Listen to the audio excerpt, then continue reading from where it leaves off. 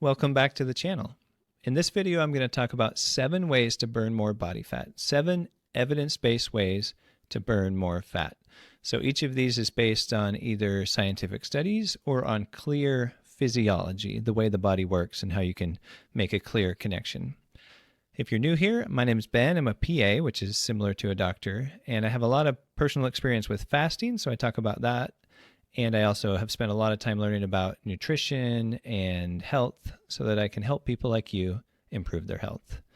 All right, so let's get into these 7 ways to burn more body fat. So the first one, which is kind of near and dear to my heart because I recently built a cold plunge in my house, the first one is cold exposure. So cold exposure helps you burn more body fat. And why is that? Well, basically your body has to try to produce more heat, and so it uses energy, including and especially fat. And one of the mechanisms is something called brown fat. So you have brown fat in your body. It's a special type of fat, which basically its main purpose seems to be to produce heat. So whenever you need to produce heat, the brown fat kind of gets revved up. So cold exposure does that. And there's 3 different ways that cold activates brown fat. One is directly through your skin getting cold. Another is indirectly through the hypothalamus, and another one is the shivering mechanism also activates the brown fat. So you're going to be activating brown fat if you get cold, and you're going to be burning more body fat as a result. So shivering also increases your metabolism and increases insulin sensitivity. So there's other kind of indirect things happening, other health benefits. There's actually a bunch of other health benefits of cold exposure, including increasing certain neurotransmitters like dopamine. So it's going to have mood benefits and stuff like that. And if you want to get into more details with that, there's a really good interview on Andrew Huberman's podcast with a scientist from Denmark named Susanna Soberg. And she also wrote a book called Winter Swimming, which gets into some of the research she did. And it's very much in the Danish culture to do cold exposure, getting into the ocean or just being out in the cold and stuff like that. So cold exposure is number 1. Number 2 that I'm going to mention, the second way to burn more body fat, is high intensity interval training, or you can just call it interval training for short. So interval training basically means you do something fast and intense, or intense in some way, and then kind of lighten it up, kind of take a break. So it's like if you do something intense for a minute or half a minute or 2 minutes or whatever, and then you take a little break, or you keep doing your exercise but not as intensely, and then you do something intense again, and then you kind of alternate. Intense, not intense, intense, not intense. So various studies have shown that interval training seems to be better at improving like your body composition versus just a regular kind of moderate intensity continuous training. And here's a meta-analysis that kind of got into that. I'll put it up on the screen here, that showed that exact thing that I just said, that basically it's more effective than just doing moderate intensity exercise. And interval training seems to have a lot of other benefits based on various research studies, including it improves insulin sensitivity, so it's going to improve your blood sugar and stuff like that. Seems to have some benefits related to things like blood pressure and other heart-related risk factors, cardiovascular risk factors. So there's more to it than just burning body fat, and it increases strength and muscle and stuff like that. But it does seem to have an increased benefit related to burning body fat versus other forms of exercise, at least some other forms of exercise. And not only that, it's also more efficient than certain other forms of exercise because you can kind of do it for a shorter amount of time because it's higher intensity during part of the time that you're doing it. So that was number 2. All right, number 3, in terms of things that increase burning of body fat, is fidgeting. So this is an evidence-based way to burn more body fat. Sounds a little funny. It seems a little funny. No matter how much I talk about it, it's still kind of funny. But anyway, I kind of got turned on to this also by I was listening to a little bit of a episode from, again, Andrew Huberman's podcast, and he was talking about some ways to burn fat, and he specifically mentioned fidgeting, and he talked about it in detail, and basically what he was explaining was that when you do little movements, which could be described as fidgeting or just kind of shaking. It's also related to shivering. If you do cold exposure and then you're shivering, it's kind of similar. But if you do these little movements, like if you're kind of gesticulating or just kind of fidgeting or shaking or whatever. It increases the local epinephrine activity near your fat cells and stuff. And so it mobilizes fat and increases fat oxidation. And so he said that by doing this, you could burn up to an extra 800 to 2,500 calories per day in terms of additional body fat. And I was like, whoa, those are some pretty big numbers. But that might be a lot of fidgeting. Who knows how much fidgeting it takes to accomplish that. But either way, little movements. It's not the same as like exercising because it has a different mechanism. So these little movements actually increase fat burning in a different way versus just, going for a walk or lifting weights or whatever, or doing the interval training. So that's fidgeting. Kind of funny.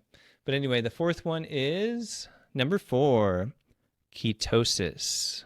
If you're in ketosis, you can burn more body fat and reduce calories in a couple of interesting ways.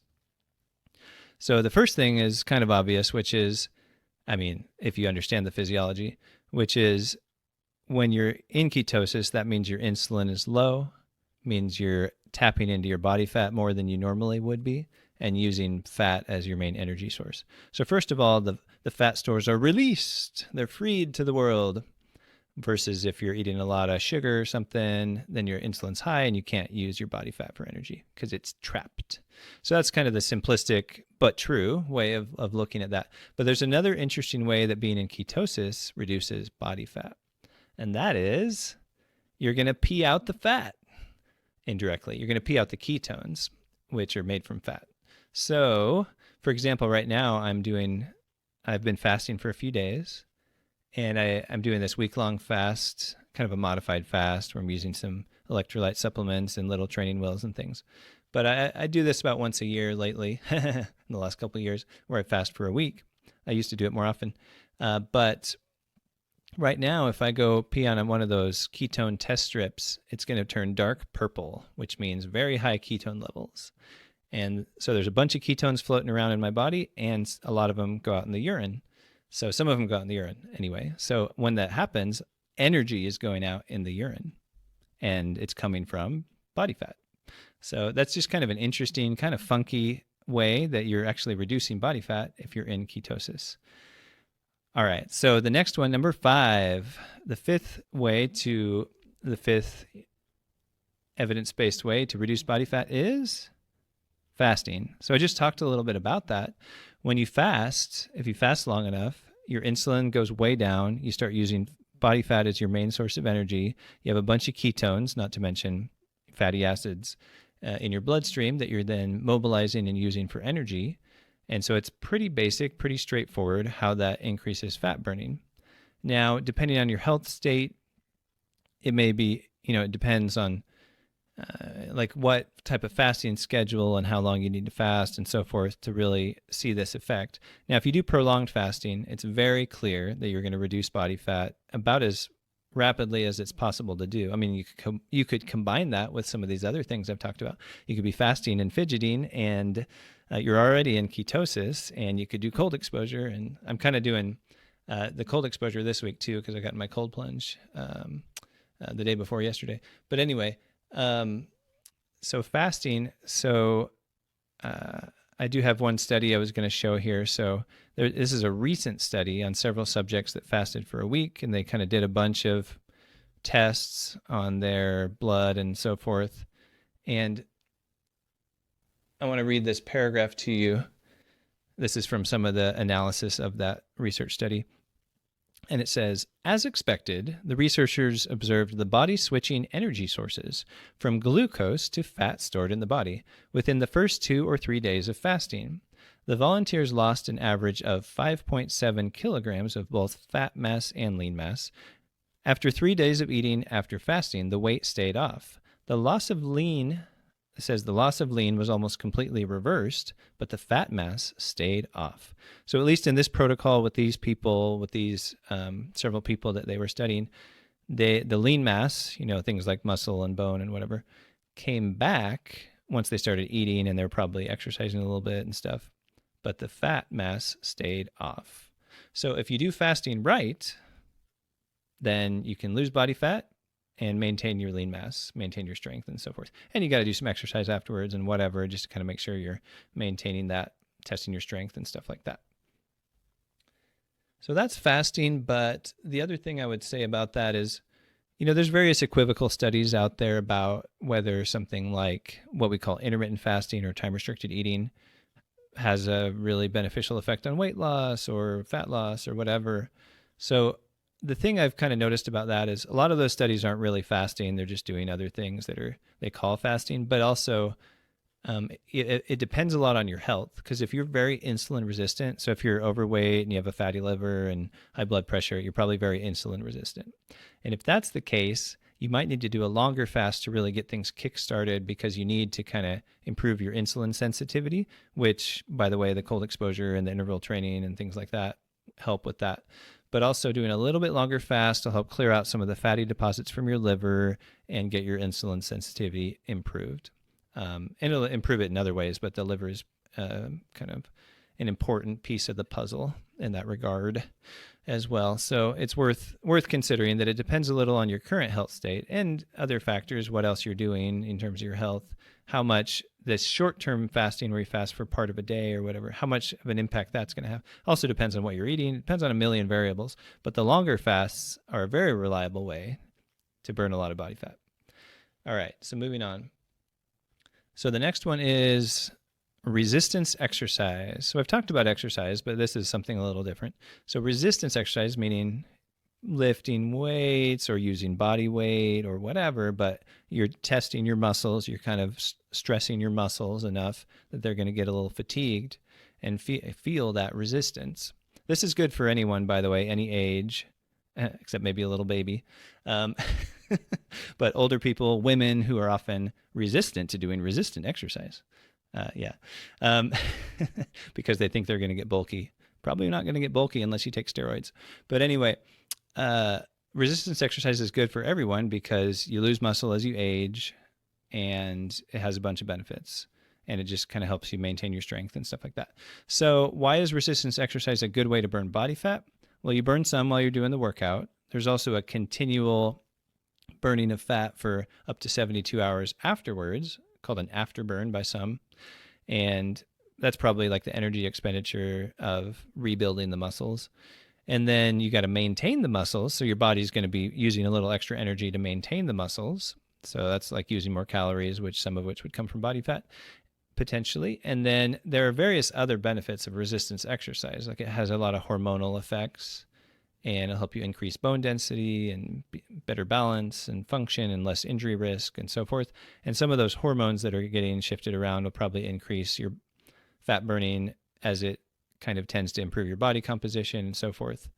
So there's a lot of kind of direct and indirect ways that resistance exercise helps reduce body fat and improve your overall health. And it's basically good for anyone, even if you don't think you want to get bulky.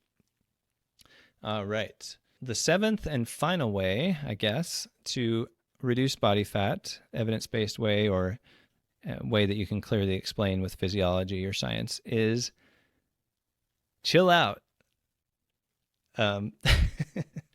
So what I'm saying here is the more stressed you are, the harder it's going to be to lose weight. The less stressed you are, the more effectively you can probably reduce body fat. So if you're stressed, so psychologically stressed, feeling anxiety, then you're going to have higher levels of certain stress hormones, including cortisol. And cortisol is known for how it tends to cause fat deposition, fat to build up in certain areas, including, they call it visceral fat around your organs. So that includes your abdomen and your tummy and all that. And other places, that in these diseases, when people get like Cushing's disease, where they have super high cortisol, they call it moon faces and a buffalo hump. So they have this fat face and this hump of fat on their back. But that's the extreme case. But it also just causes that kind of central, adiposity, central fat deposition. And, cortisol does other things. It raises your blood sugar. I was listening to this one podcast from Dr. Ron Sinha, who focuses a lot on like South Asian health and stuff like that. But he mentioned how his patients with the continuous glucose monitors, they would get higher blood sugar from getting stressed about something than they would from eating a piece of chocolate cake. So they were, I can't remember what what they were stressed about, but they were stressed about something, like getting in an argument maybe. And their blood sugar shot up as a result of that. So that could be from cortisol, it could be from epinephrine, it could be maybe some other reasons, but that was higher than what it got from eating a piece of chocolate cake. So stress raises your blood sugar. It increases insulin resistance as a result of that and other mechanisms. And of course, people do a lot of stress eating as well. So stress, makes you eat crap, makes you eat junk food. So whatever you can do to chill out and not be so stressed all the time, I'm talking to you, whoever you are that needs to hear this, is going to help you be healthier in a lot of different ways. And it's not just your mental health, it's also your physical health. So there's a bunch of resources about how to improve mental health, reduce stress, reduce anxiety. There's a billion resources, but the most effective one that I've found, and of course I had looked at a bunch of others first, so I already had kind of a background and a foundation, but the most effective one that I found is a book called Get Out of Your Mind and Into Your Life. And this one is something called Acceptance and Commitment Therapy, which I've found very effective because I have a bit of a generalized anxiety disorder probably throughout my life and some other related things. Not so severe that I can't function most of the time, but it's certainly noticeable, and it kind of runs in my family and stuff like that. So this book is really good at kind of teaching you ways to disconnect from your stressors and not have them kind of take over your mind and your life. So I found it really useful. So I'd recommend that for anyone who's kind of neurotic or kind of OCD or just has a lot of anxiety issues. Because if you feel stressed all the time, this book will probably help with that. Okay, so some final thoughts. I think if you use some of these methods or all of these methods, you're probably going to reduce body fat a lot. Even if you just picked one, it'd probably have a big impact. Depends a little bit on which one it is. Like if the only thing you do differently is fidgeting, then it'd be hard to imagine seeing a really dramatic change. But then again, if you do a lot of fidgeting, but anyway, some of the other ones are more obvious in terms of how big of an impact they can have. But if, say, you pick 3 of the methods on this list, you could probably do a lot to reduce your body fat, especially if you're starting as someone who's very obese, because it's going to happen more rapidly the more overweight you are. If you don't have as much body fat, it's a slower process because, there's just not as much of it to work on. But certainly you could see a lot of progress. And it's not just to reduce body fat. It's also going to kick your diabetes in the butt. It's going to help you reduce your blood pressure. You're going to be less likely to have a heart attack, less likely to get Alzheimer's, et cetera, et cetera, et cetera, if you start doing this kind of stuff and get more physically fit and healthier. So in general, I would always say think of it more as a system versus a goal. I read a book recently that said goals are for losers. And that's basically true. Goals are not good because you always feel like you're not there yet. And then once you get there, you're like, oh, I did it. And then you feel crappy again because you're like, what do I do next? But if you build kind of a simple system in your life where you actually start doing things and building habits, just kind of a daily routine or a weekly routine and kind of a system to incorporate these things, then you're not just striving for some specific weight loss goal because goals are for losers, but you are building a system that you can maintain over time to help you gradually get more physically fit and enjoy your life and be able to function better and so forth. For more info about building good habits and a system versus goals, check out my video about how systems are better than New Year's resolutions and how to build habits and so forth right here. And then I'd also recommend, if you want to learn more about fasting, you can check out my playlist here, Fasting Tips for Beginners. So thanks a lot for listening or watching, and I'll see you next time on Fasting Well.